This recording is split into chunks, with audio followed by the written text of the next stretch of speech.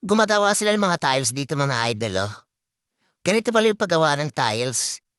Tignan niyo, oh. Mano-mano lang siya.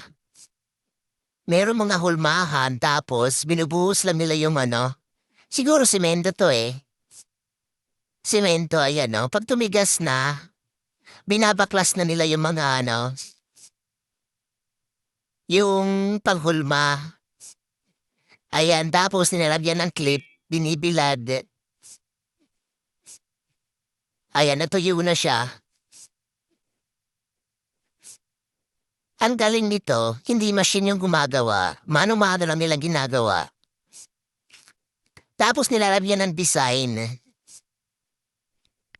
Ayan, dinidikit lang nila yung ano, yung design. Ayan oh. Ano to eh, pansiling to ng mga tiles, pansiling. Hindi siya yung ano, tiles talaga na naapakan. Ayan, yarap na nila oh. Ang ganda ha. Tignan nyo naman yan oh. Hindi ba siya